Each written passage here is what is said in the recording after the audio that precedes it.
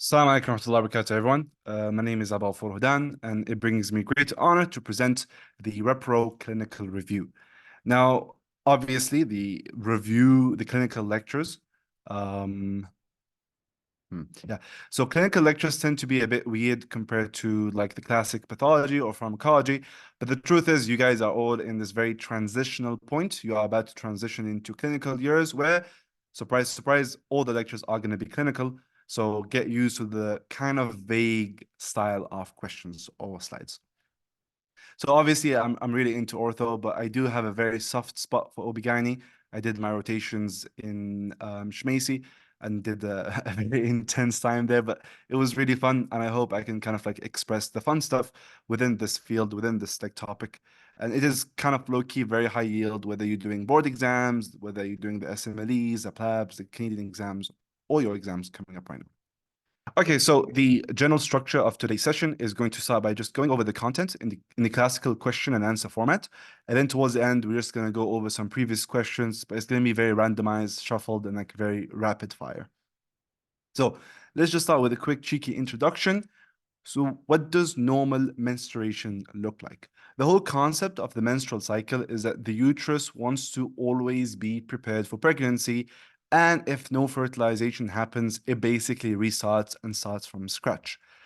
When we look at the menstrual cycle, we can look at it through two angles. Either we look at it through the ovarian cycle lens, which has a follicular phase and a luteal phase, or looking at it directly from the level of the uterus, where we have a proliferative phase and a secretory phase. The general concept is that during the follicular phase, you have the development of the follicle. And then at the point of ovulation, thanks to a LH or an LH surge, you have the rupture of the follicle. And what's left behind is something called the corpus luteum. This corpus luteum is very important because then it changes into producing a lot of progesterone. That initial follicular phase is mainly driven by the effects of estrogen, which leads to a lot of proliferation of the endometrium of the uterus. On the second stage, which is also known as the secretory stage, the corpus luteum's progesterone leads through like an alteration in the wall of the uterus. Then, if no fertilization happens or if no baby is formed, that corpus luteum will degenerate and therefore we will have a drop in progesterone, which will then induce bleeding. So it's very important to note that bleeding that happens during menstruation is due to a drop in progesterone. So usually, again, this varies person to person, but a cycle usually ranges from 21 to 35 days, with the average duration for bleeding ranging between 2 to 7 days.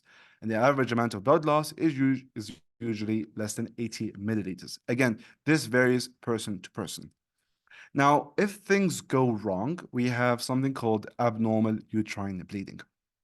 We have some important terms to know that would be frequently tested in your exams and also used a lot when describing other conditions, and that's menorrhagia, metrorrhagia, and menometrorrhagia. Menorrhagia is just basically describes a patient who is presenting with heavy bleeding, more than the normal 80 milliliters per cycle. Then you have metro, which is irregular bleeding, when the cycle is not regular. And finally, menometro, which is both irregular and also heavy. So irregular and heavy bleeding. Spotting is when you have bleeding between your period. When you're supposed to have no bleeding, you have small amounts of bleeding.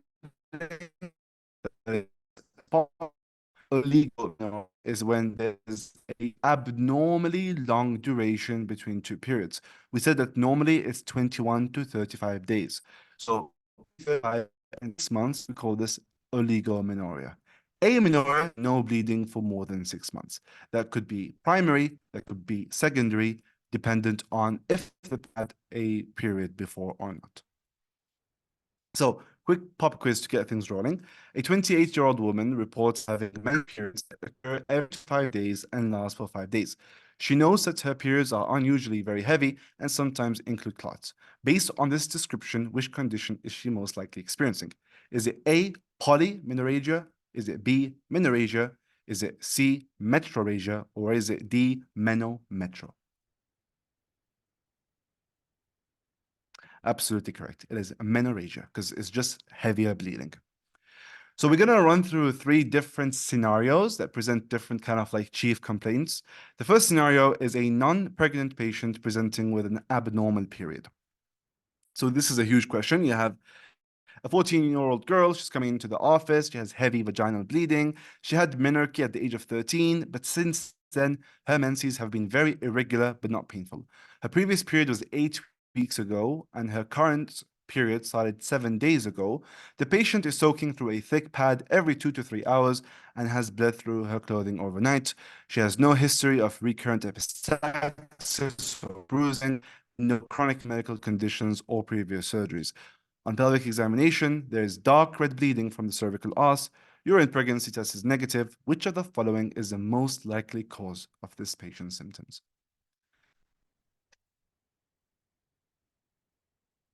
So I'm gonna give you some guys time to think, and as you do so, I'm gonna move on and explain what's going on. So whenever you have a young patient, a patient who recently hit menarche, presenting with abnormal or irregular periods, I want you to think of an ovulatory cycle. An ovulatory cycle is basically the most common cause of an abnormal uterine bleeding. Here, the main idea is that you have a lack of ovulation, right? And ovulatory, it probably sounds like someone who did not ovulate. And when you do not ovulate, you do not have a corpus luteum. When you do not have a corpus luteum, you have no progesterone. So what you get is a scenario where you have unopposed estrogen. And estrogen is a proliferator. It tells the uterus wall to keep proliferating and proliferating and proliferating until the wall is so thick it outstrips the blood supply and it dies and it begins to bleed.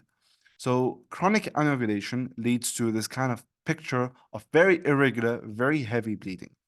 And this is another example, another picture from your world showing that chronic lack of progesterone will lead to the uterus endometrial lining to keep getting thicker and thicker until it overwhelms its blood supply and begins to shed. Now, again, the central pathogenesis here is unopposed estrogen compared to the levels of progesterone, usually because of a lack of ovulation.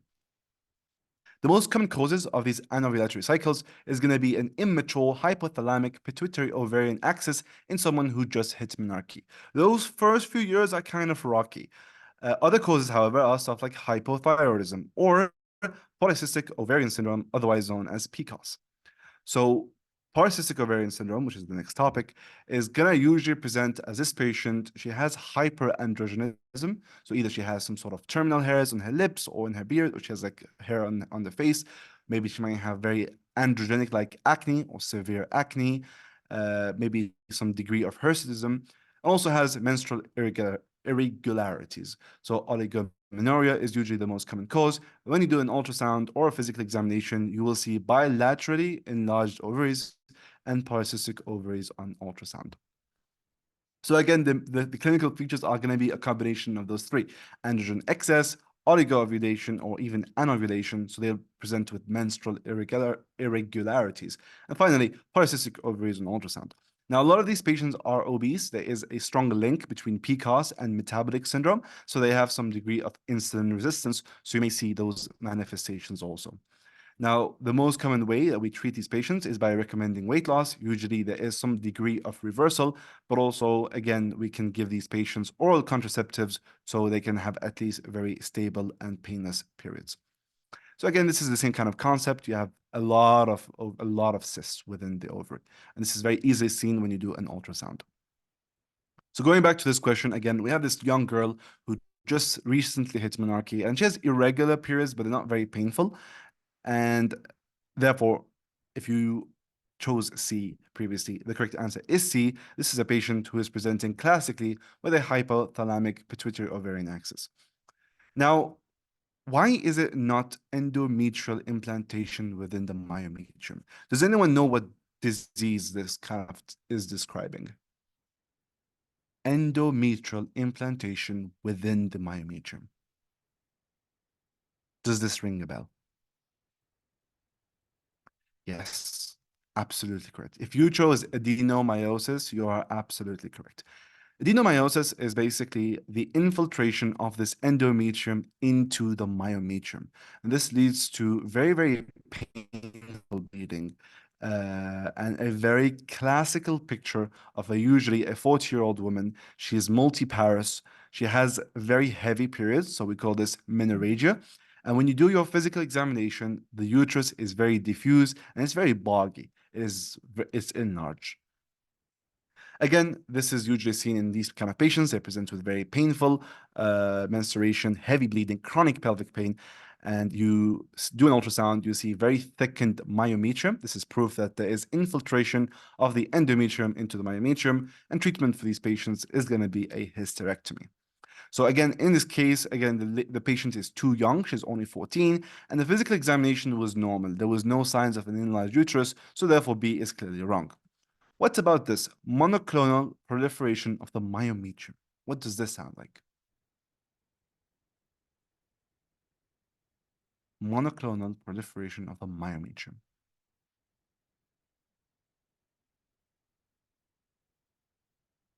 Okay. So whoever chose fibroids, you're right. So monoclonal proliferation of the myometrium is the pathological description of uterine fibroids, which is the most common cause of tumor in women. It's just basically proliferation of the smooth muscle cells of the myometrium, and they can vary in location and they can also vary in terms of presentation. These patients usually present with very heavy and prolonged menses.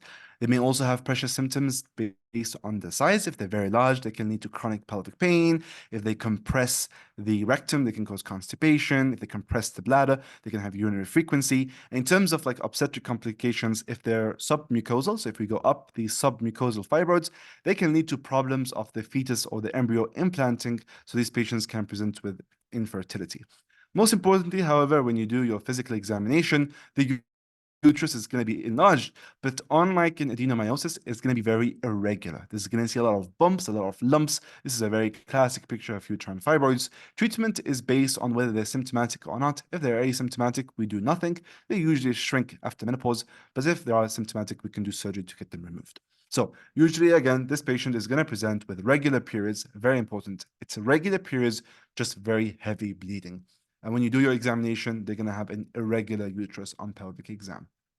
So again, when you look at this case, her pelvic examination was normal. There was just only bleeding. There was no irregular uterus. So again, we can rule out A. So we went through anovulatory cycles, which is the most common cause of abnormal uterine bleeding when you don't have that corpus luteum to produce progesterone. Went through PCOS or polycystic ovarian syndrome. Went through adenomyosis, which usually affects older women over the age of 40 who are multiparous, have had kids before. And we've also gone through uterine fibroids, which will present with an irregular uterus and maybe very heavy painless bleeding. We're going to move on to the next question. This is a 16-year-old girl. She comes in for the evaluation of painful menstrual periods. The patient underwent menarche at the age of 13, and initially she had irregular menses, but eventually they became normal. They occurred after every 30 days with 4 days of moderate bleeding. However, now her menses have become increasingly painful. She has lower abdominal pain a few hours prior to menses, and they last 1 to 2 days with associated fatigue, dizziness, and diarrhea. She misses school at least 1 day per month, but due to the pain, but is able to maintain her grades and has no pain or other symptoms after the completion of her menses. Pelvic examination is normal. By manual examination, the uterus is mobile, non-tender, and normal in size and contour. Bilateral adnexa have no masses or tenderness. Which of the following is the most likely diagnosis in this patient?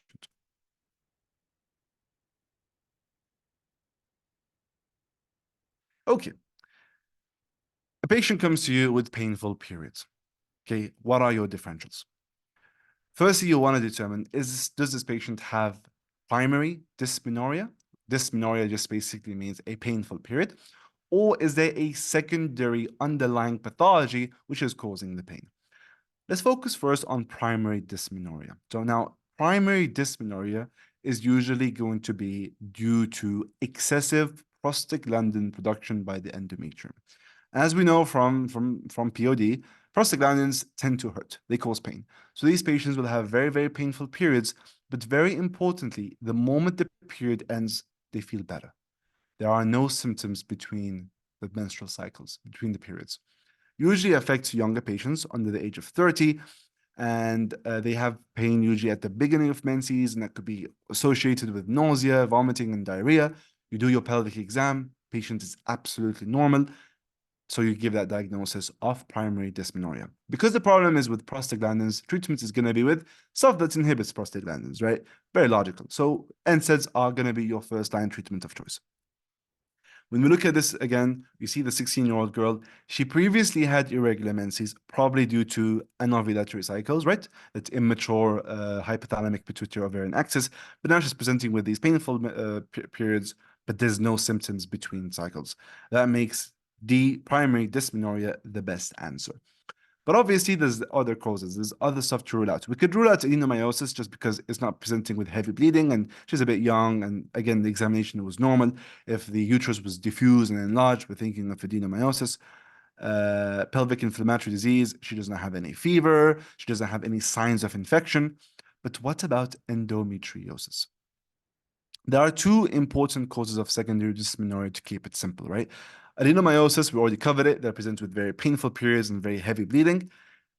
Endometriosis is a bit different. Endometriosis is the ectopic implantation of endometrial tissue outside the uterus. Now, normally, endometrial tissue within the uterus, that's all fine and dandy. When it's outside the uterus, that's kind of bad because, as you know, throughout the cycle, you have the effects of different hormones. Estrogen is proliferative and progesterone is not. So the symptoms that you get will will be dependent and vary based on the site of ectopic implants. So let's say, for example, you have implants around the level of the bladder. These patients will present with pain during urination. If they implant towards the vagina, patients will present with pain during sex, especially with deep penetration. If you have accumulation of endometrial tissue in the ovary, you're going to have an endometrioma, also known as a chocolate cyst. So again, it depends. The symptoms depend on where the implants are going to be. When you take a biopsy, which is usually the gold standard method of diagnosis, you will find the presence of endometrial tissue in places outside the uterus. That's no bueno. So again, the clinical features vary. You can have pain during dyspareunia, which is, I believe, pain during sex. You can have dysmenorrhea, which is obviously the case in this question. Chronic pelvic pain, infertility if you have a lot of scarring and the presence of adhesions, dyschezia if the implants are at the level of the rectum, so they'll have pain during defecation. And again, when you do your examination, you will find that the uterus is usually immobile, very hard to move, and you may even have cervical motion tenderness. I think you guys took your pro exam recently. So remember when we do the pelvic exam, we move the cervix a little bit. Here you're looking for tenderness on movement. Adnexal mass, you can see this if you have those chocolate cysts. They are these like very big cysts filled with endometrial tissue in the ovary, and et cetera, et cetera. Treatment is usually going to be first-line medical treatment. We give these patients oral contraceptives to minimize the proliferation, and we can also give them NSAIDs for the pain. If the patient has complications like infertility, then we can go for surgical resection. So going back to this patient, her pelvic exam was perfectly normal. Notice how the question mentioned that the uterus was mobile, it was non-tender, and normal in size and contour. This is basically telling you rule out endometriosis. So again, we went through now primary dysmenorrhea and endometriosis. I'm going to move on to the third question, and I'm going to use this time to just have a cheeky water break. You have a 60-year-old woman. She comes to the office for evaluation of post-menopausal bleeding. The patient went through menopause at age 53 and did not use menopausal hormone therapy. 4 months ago, she noticed some post-coital bleeding that resolved within a day. For the last 3 months, the patient has had daily vaginal spotting and sometimes has bleeding similar to the first day of her menstrual cycle. BMI is 34, abdomen is soft and non-tender, speculum examination shows a small amount of blood in the vaginal vault and a normal cervix. Bimanual examination reveals a slightly enlarged uterus. Hemoglobin is 11.8, and a pelvic ultrasound shows a thickened endometrial stripe. Which of the following is the most likely diagnosis in this patient? Y'all a bit nerdy. As a general rule in OB/GYN, a post-menopausal woman shall not bleed. And if she does, it's endometrial hyperplasia unless proven otherwise. Keep this as a general rule when you're going through life. Now, the main central pathogenesis of endometrial hyperplasia slash cancer is excess estrogen, unopposed estrogen. Remember how we've been saying now for the past like 20 minutes, estrogen is proliferative? Yeah, if you give someone estrogen for a very long time, they will begin to develop endometrial hyperplasia, especially if you're not giving progesterone with it. So a lot of these conditions which have excess estrogen, like obesity, or patients who have PCOS or chronic anovulation. Why obesity? Because all that kind of like those fat cells have those aromatase enzymes which convert androgens into estrogens. Early menarche, late menopause expose the mother or the lady to higher levels of estrogen, and patients who use tamoxifen, which is a selective estrogen receptor modulator. Don't worry about it now, okay? You'll take it next year. Anyway, any patient who's postmenopausal, who's presenting with bleeding, you want to rule out endometrial hyperplasia. First thing you want to do is probably do a pelvic ultrasound. You'll see thickening of that endometrial stripe, and that's basically your cue to take a little biopsy and to look at it under the microscope, and you'll see whether the patient has either hyperplasia or cancer. If it's hyperplasia only and there's no atypia, we can do a progestin therapy. We give the patient high dose progesterone, especially if she's not like if she's done having kids. If she's done having kids, we can just do a hysterectomy and remove that risk completely. Obviously, if it's endometrial cancer, you got to remove the uterus. So again, unopposed estrogen here is the main risk factor. And again, looking at this woman who's 6-year-old, she has postmenopausal bleeding and her BMI is 34. Again, we now have the clue that she has high levels of estrogen. The correct answer is A, endometrial hyperplasia slash cancer. There's supposed to be a tick there. I just forgot to like copy paste it. Okay, we're done with scenario 1, the various menstrual irregularities. Now we move on to scenario 2, a pregnant patient presenting with bleeding. Now, I'm going to start you with the case like vignette. A 36-year-old woman, she comes into the office due to vaginal spotting for the past 4 days. She has history of heavy menstrual bleeding for which she had progestin-containing IUD. She has been amenorrheic for the past 2 years, but now she has some bleeding. She has some vaginal spotting. She has no significant medical history. She's never been pregnant. Temperature is normal. Blood pressure is 110. Pulse is 80. Respiration is 18 per minute. Physical exam shows right adnexal tenderness and a closed cervix. Urine pregnancy test is positive. Transabdominal ultrasound shows a small uterus with thin endometrium and an intrauterine device in place. Which of the following is the best next step in management? You may not know the answer, and that's okay. Guys, a lot of the topics that you're taking today, you're going to take it really in depth next year when you do OB-GYN. If you guys are in Group D, that's going to be in a few months. So most importantly, what do you guys think the patient has? Keep that idea into your head, and I'm going to move on to the next section. Any patient who comes in of childbearing age, presenting with abdominal pain, ectopic pregnancy has to be in your differential. And I don't care if you guys don't plan to go into OB-GYN. Regardless, if you're a doctor, any patient who's of reproductive age, who's presenting with abdominal pain, you must rule out ectopic pregnancy. And the best way to do this is by doing a pregnancy kit. If the pregnancy kit is positive, then there is a very high suspicion of ectopic pregnancy. Your next best step is to do an ultrasound. Now, ectopic pregnancy just describes implantation outside the uterus. That's not supposed to happen. The uterus was specifically designed and created to be the site of implantation. When it implants anywhere else, there's a huge risk of rupture and immediate death. So the most common location of ectopic pregnancy is going to be in the ampulla of the fallopian tube. However, this doesn't mean it can implant anywhere. There's been case reports of it implanting in the least expected place possible.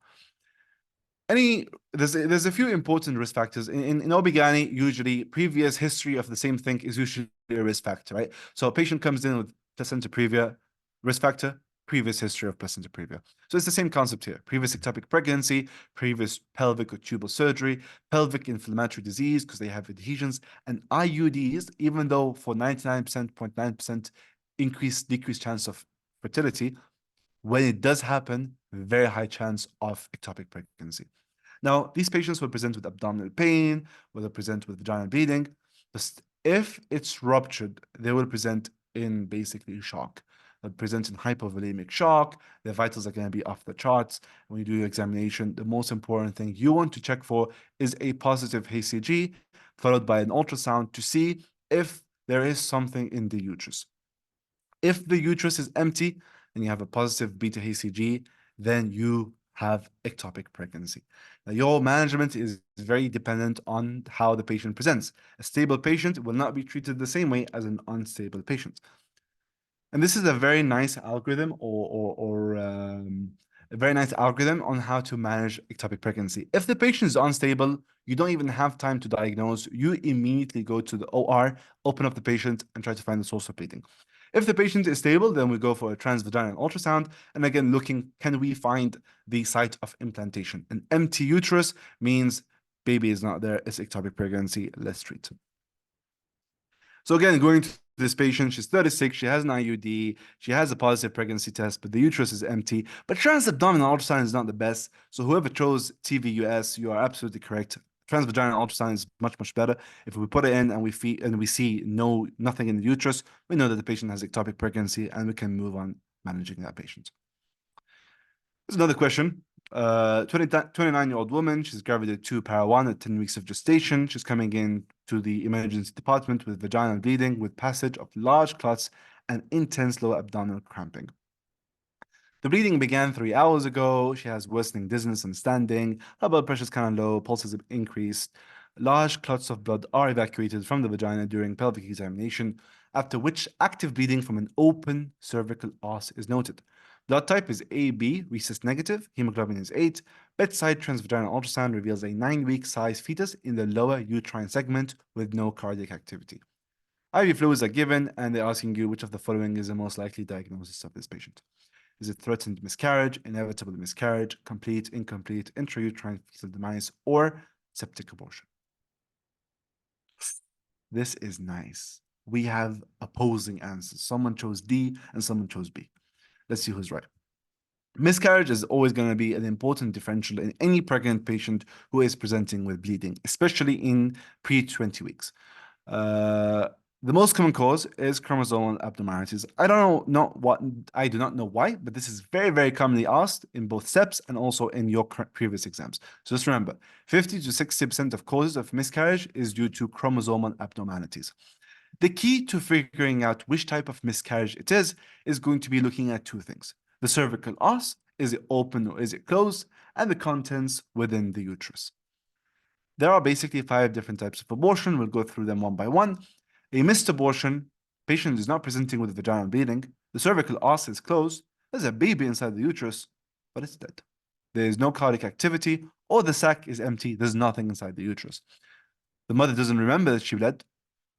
The way how it usually presents in the clinic is the mother comes, she's like 10 weeks of gestation. She's presenting for her ultrasounds, and there's nothing there. This is an example of a missed miscarriage. A threatened miscarriage is a patient who's presenting with vaginal bleeding. There's a baby in the uterus, and baby is doing well. It has fetal cardiac activity. The only thing is bleeding. You look at the cervical os, it's closed. That's good. Is there a risk of it opening up? Yes. Therefore, it's threatened, but at the moment, it's closed. So everything's okay for now. However, inevitable miscarriage is no. There is vaginal bleeding, but the cervical os is open. The baby is still there. It did not pass through. The products of conception are still within the uterus. They may be in the lower uterine segment or above the cervical os, but they have not passed through the cervical os. The baby is going to go down. It's inevitable. However, it did not happen yet. In incomplete and complete is very similar. Incomplete is vaginal bleeding. The cervical os is dilated, and some products of conception have passed by, and some have remained. So it's in the process of miscarrying. It's not complete though. In a complete miscarriage, there is vaginal bleeding, there is closed cervical os, and you have clearly are seeing the products of conception completely expelled. There is one more, which is septic abortion. This is what happens if some of those products of conception remain behind and they basically get infected, and they will present with fever and chills and abdominal pain, and you'll see the classic. It's a sick patient, and when you do ultrasound, you'll see the presence of these products of conception deep inside, or you'll see a thickened endometrial stripe. You know, it's okay, this is most likely a septic abortion, and treatment is going to be with suction curettage. So going back to this question, one of you chose a D, which is going to be an incomplete miscarriage. One of you chose B, inevitable miscarriage. Looking at it again, does anyone want to change their answer? You have this lady, she has vaginal bleeding, there's patches of clots, but the products of conception are all inside, but this open cervical os is open. Yeah. The correct answer is the inevitable miscarriage. Does anyone know why this question stem mentioned the fact that this patient is rhesus negative? What's the point? Why do we care?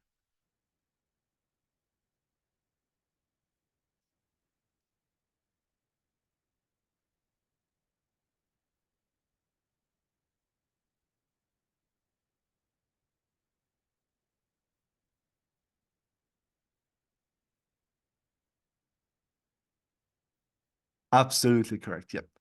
It's very important because we may have something called rhesus alloimmunization. This is what happens when the mama, she's a rhesus negative lady, and the dad is like rhesus positive. Ew. This incompatibility means the baby could be rhesus positive, and that's what the problem is. The mother doesn't have rhesus antigens in the body, so obviously it will produce antibodies against the baby's rhesus negative. That's all okay in the first pregnancy. What happens if the mother gets pregnant again? Well, these preformed antibodies will go into the baby and attack it, destroying the RBCs and leading to a condition known as hydrops fetalis. Babies can be very edematous and they usually die in utero. Now, it's very important for us to know this information because it basically is going to be an important indication for us to give to those ladies ROGAM. ROGAM is basically anti-D immunoglobulin. We give it to all rhesus negative mamas at 28 weeks of gestation, but we also have to give it again if there's going to be mixing of the blood. And one of the indications is threatened abortions because there's the mixing of the baby's blood or miscarriages, and therefore this could lead to an environment where the mama can make antibodies. So it's very important to know the rhesus status of a patient, and you want to figure this out in the very, very first initial prenatal visit. So we've gone through ectopic pregnancy, something very important to always keep in the back of your head. We went through the different types of miscarriages and septic abortions, and finally we discussed on rhesus alloimmunization. Moving on to the next question. We have a 29-year-old woman, gravida 3 para 2. She comes into the emergency department due to sudden onset heavy vaginal bleeding that has soaked through her clothes. Patient had inconsistent prenatal care. She's about 8 months pregnant.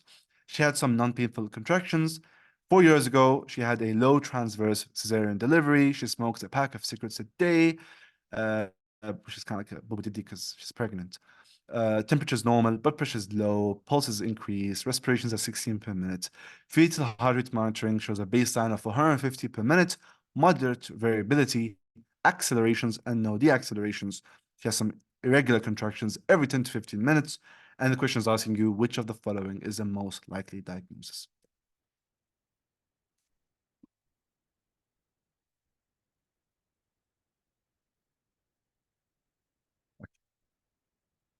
This is beautiful. Three different answers. I like. Okay, I'm gonna take a little break here because this is kind of important, and this is obviously me. Uh, in my experience in these 12 months of internship, I have never seen more blood, and it's really heartbreaking than in the OB/GYN rotations. These next following conditions are extremely important to know because they are extremely lethal. Some of the biggest requirements for a blood bank comes from the maternity ward. Um, this was a single patient.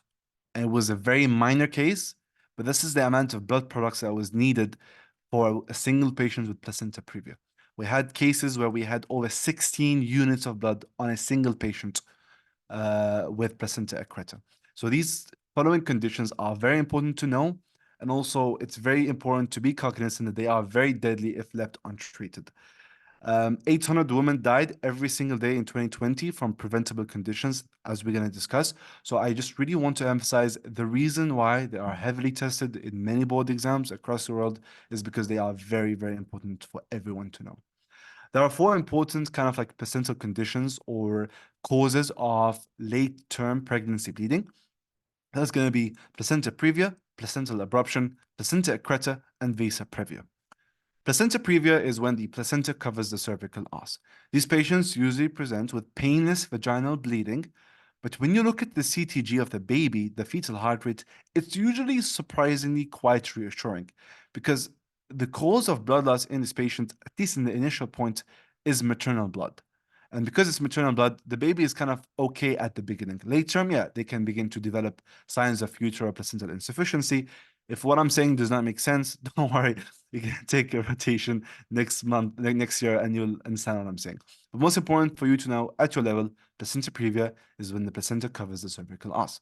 This is an example. That's bad because when the baby is being born, there's something blocking its head and it's going to go right through, and the mom is going to bleed, and she's going to bleed a lot.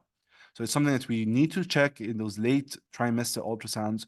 And if we see if the placenta previa did not improve by 36 weeks, this patient is booked for a C-section. Digital cervical examinations are contraindicated in the patient with placenta previa. Speculum examination, sorry, is absolutely fine, but do not stick your finger in there because you may induce rupture and you've just done a iatrogenic bleeding. Risk factors for placenta previa is going to be a prior placenta previa, a prior cesarean delivery, multiple gestations. These are going to be, again, painless vaginal bleeding followed by 20 weeks. And it's important for you to counsel the mother to avoid sexual intercourse because, again, penetration could lead to bleeding.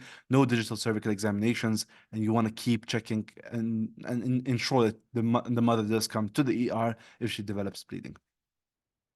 Vasa previa is very simple. But in this case, it's not the placenta that's covering the cervical os, it's actually the fetus blood vessels. Again, these patients will present with painless vaginal bleeding, but compared to placenta previa, the baby would die in a few minutes if left untreated, because that's the fetal blood supply, and the babies don't have much blood anyway. Again, this is an example. You have unprotected blood vessels covering the cervical os. When there's contractions, the baby's head could just like, and then bleeding happens. Placental abruption is when the placenta prematurely separates from the uterus. This is very painful. It's very painful vaginal bleeding. And when you do the examination, the uterus becomes very, very tender.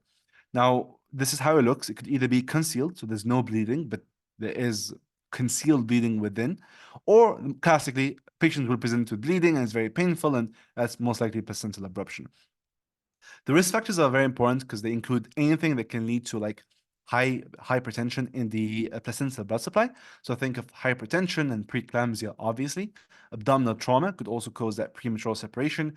But cocaine and tobacco use, they are vasoconstrictors, so they can lead to vasoconstriction and therefore placental abruption. And of course, a previous history of placental abruption. These patients will have sudden onset vaginal bleeding and a very tender and firm uterus, and you will have abdominal pain, obviously. Placenta accreta is when the placenta invades into the myometrium. And these patients will present with postpartum bleeding. It's very hard to separate the placenta after delivery. If you ever attended a delivery, you will notice that the placenta is very easy to pull. You just put your hand in and you just like yank the cord gently and it just like comes out. In placenta accreta, no, that does not happen. And you pull and just maybe it comes out in little fragments.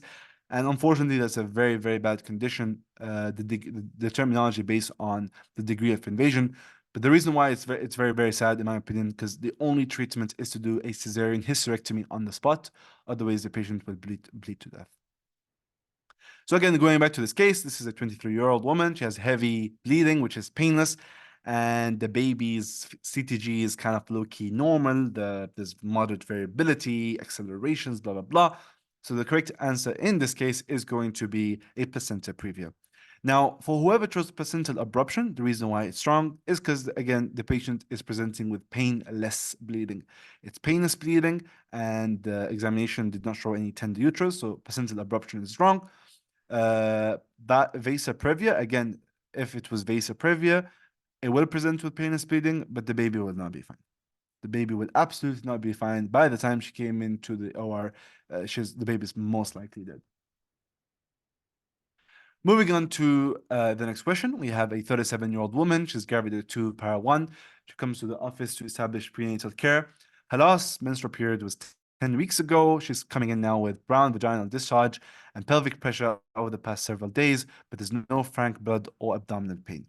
Speculum examination shows a thick brown discharge in the vaginal vault, no active bleeding.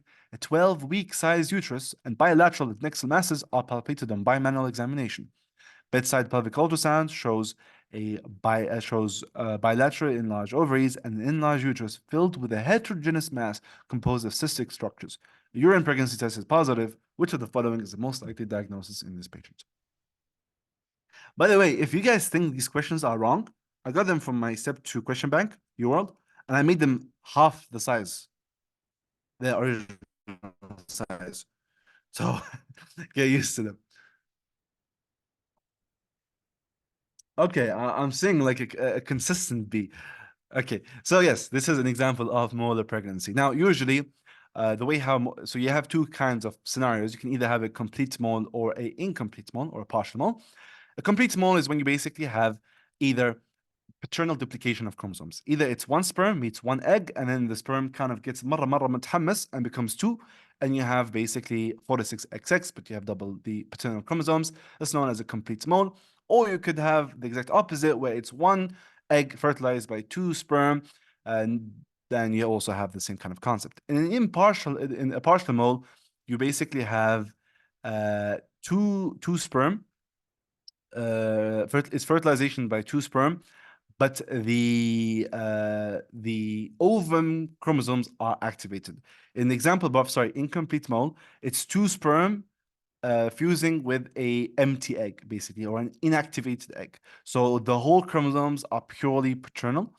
With the case of a partial mole, no, you have fertilization of two sperm, but the paternal chromosome is there. So the final karyotype is 69XXX.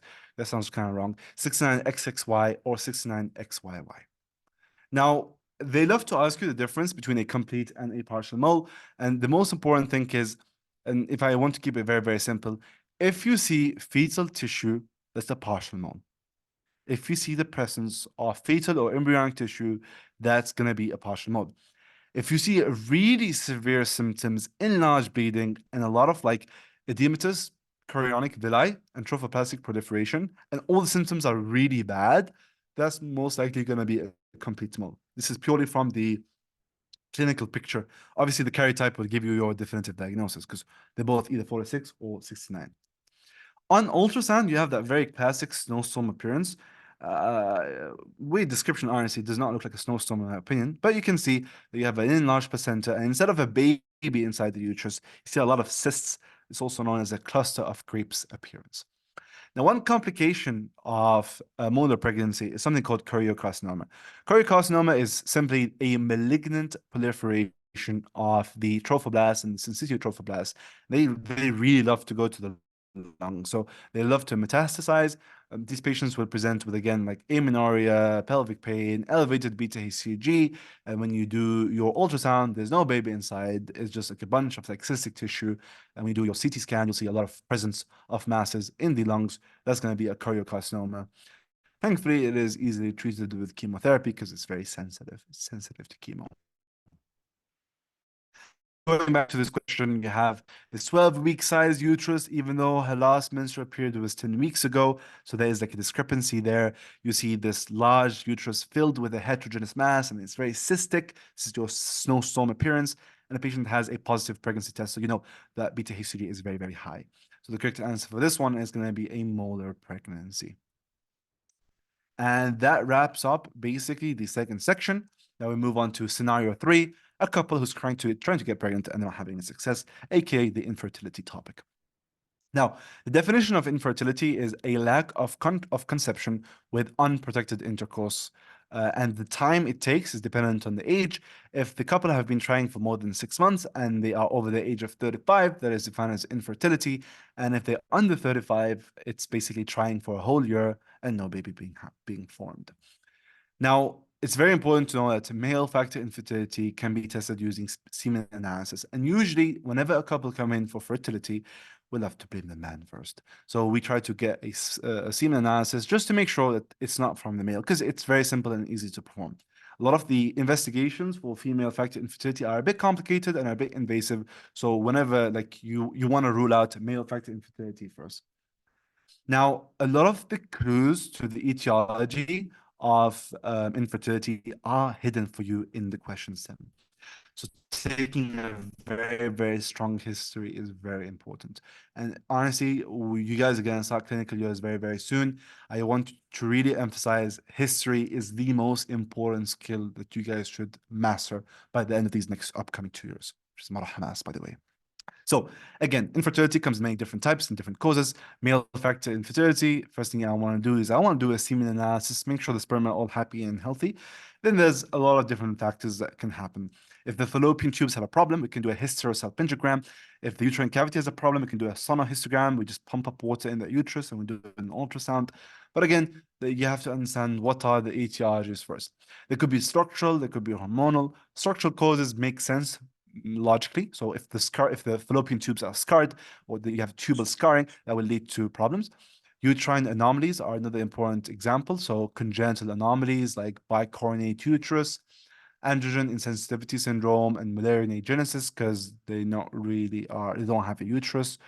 Submucosal fibroids, we mentioned this earlier, they can lead to infertility because the baby can't implant. And finally, you have the hormonal problems, which are anovulation. Can't have a baby if there's no egg, if there's no ovum in the fallopian tube, right? PCOS is another important hormonal kind of cause of infertility. And you guys probably took this in endocrinology, the pituitary adenomas, the hypothyroidism, you always want to rule them out. So whenever you have a patient and you've ruled out male factor infertility, you got to do the whole panel. You got to do a TSH test, an LH, an FSH, a prolactin test, just to rule out a hormonal cause of infertility. Here's an example of someone who had pelvic inflammatory disease and was left untreated and developed scarring. And now when you do your hysterosalpingogram, you'll notice that the dye does not reach the peritoneum and gets blocked. So that could be a cause of infertility. This is how we can test for it. And with that being said, we can move on to our first question. This is a 32-year-old woman. She comes into the office due to not the office, the TV show.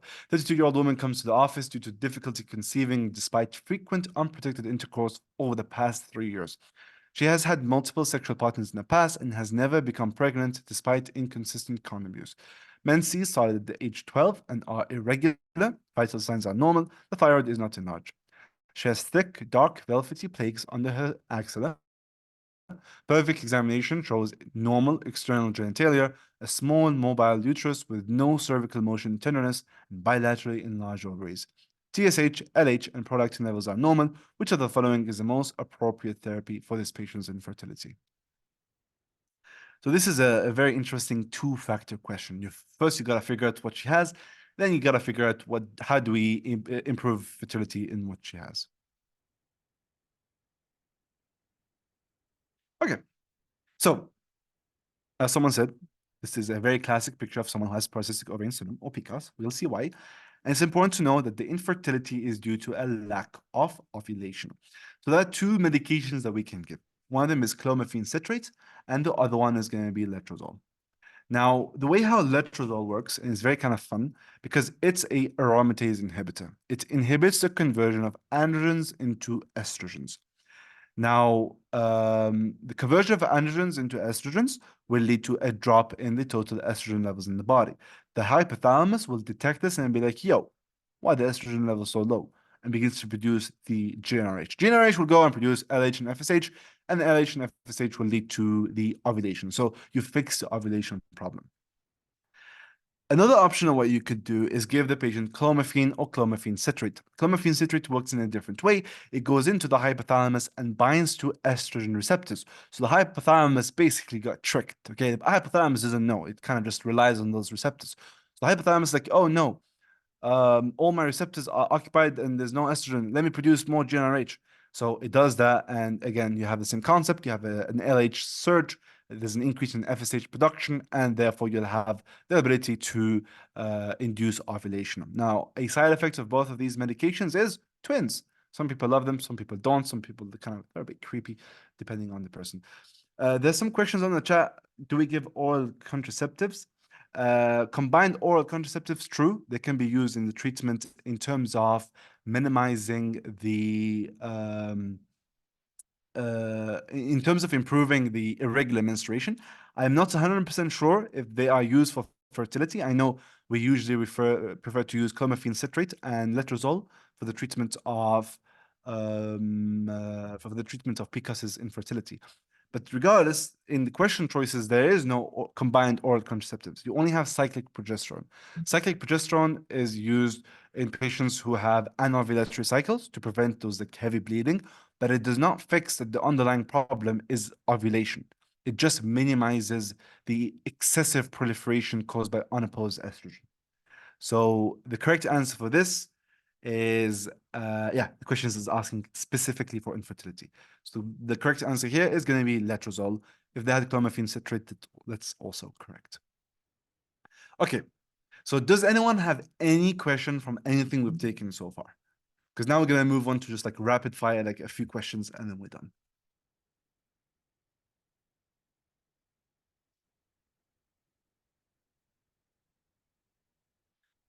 Okay, so this next section is all yours. I'll just explain if someone has something that they don't understand.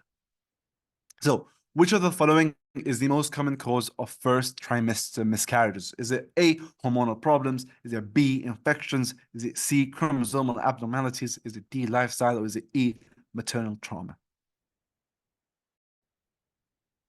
That's absolutely correct. The answer is chromosomal abnormalities. Next question. A patient presented who had her menarche at age 14 and had oligomenorrhea for the last year. Now she has hirsutism and weight gain. What is the likely diagnosis? Is it A, primary dysmenorrhea, B, hypothyroidism, C, immature hypothalamic pituitary ovarian axis, or is it D, PCOS? Absolutely correct. It is PCOS. 24-year-old woman, gravida 1, para 0, third trimester, presenting with painless vaginal bleeding. Ultrasound shows placenta blocking the cervical os. What is the most likely diagnosis? Boom, placenta previa. 30-year-old woman comes into the clinic with complaint of pain and bleeding while defecating. Colonoscopy findings are attached below. What is the most likely diagnosis? Ooh. Yes. Endometriosis. Listen, I'm gonna be honest with you. I have no clue what the histopathology shows. Apparently, it's supposed to show endometrial tissue. Okay, I have no clue what this. This looks like the stomach, in my opinion. Okay, 30-year-old woman had her first trimester of pregnancy, presented to the clinic with sudden vaginal bleeding. Examination showed that her cervix was open and products of conception were found. Where is the most likely cause of the patient's presentation?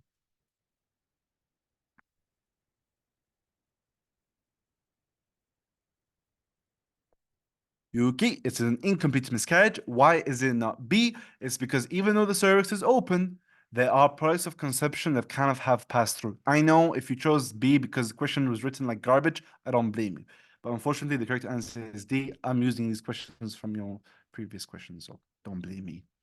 A 20-year-old woman presented with complaints of irregular menses starting from the age of 13. She also complained of hirsutism and a 7 kg weight gain. Physical examination showed bilateral adnexal masses. Which of the following is the most likely diagnosis? And absolutely correct. It is PCOS. 24-year-old woman presenting to the clinic with complaint of sharp stabbing pain in the iliac region and vaginal bleeding. Sorry. Why not B for the previous question?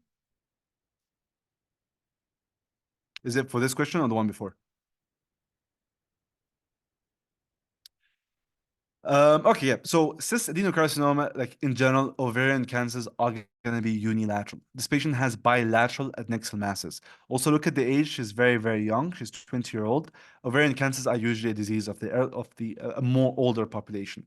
Her clinical pictures are very classical of PCOS because even if she had cis adenocarcinoma, that will not explain the fact that she has hirsutism. The hirsutism is telling you she has an hyperandrogenism. So in this case, the best answer is PCOS. So again, sorry, a 24-year-old woman presenting to the clinic with complaint of sharp stabbing pain in the iliac region and vaginal bleeding. What is the most likely diagnosis? Thank you. Topic pregnancy. It should never be missed. Now, 25-year-old woman comes into her physician complaining of pain with intercourse and dysmenorrhea that worsens 1 to 2 days before her period starts. Ultrasonography shows unilateral adnexal masses, and laparoscopy shows reddish-brown cysts on the ovaries. This patient is at increased risk for developing which of the following conditions?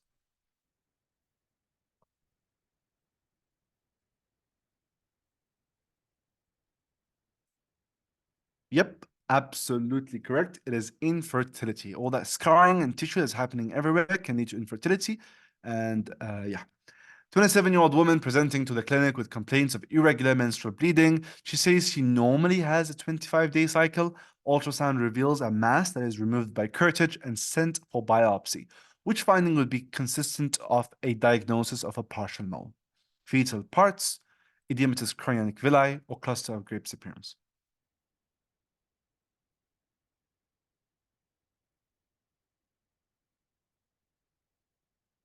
Oh, okay. Going back to the previous question. That's very good. So, so this is a 25-year-old woman. So this picture is very, very classical for endometriosis. Adenomyosis is wrong just because she's a 25-year-old woman and her problem is centered around the ovaries. Adenomyosis, she's going to present with a very boggy and very diffusely enlarged uterus. Here you have a patient who's having this chronic pelvic pain in association with her period. They start around the same time as her period starts. And the unilateral adnexal mass in question here is the endometrioma. It is the chocolate cyst. It is a cyst filled with endometrial tissue.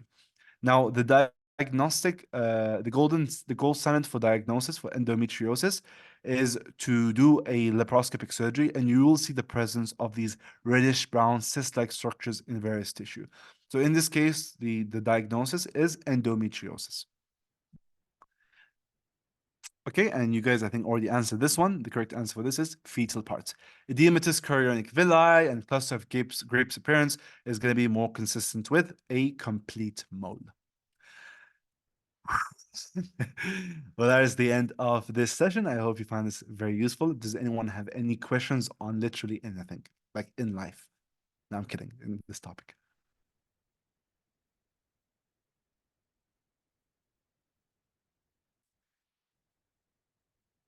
Well, thank you so much for listening, and a huge congratulations for making it at this stage.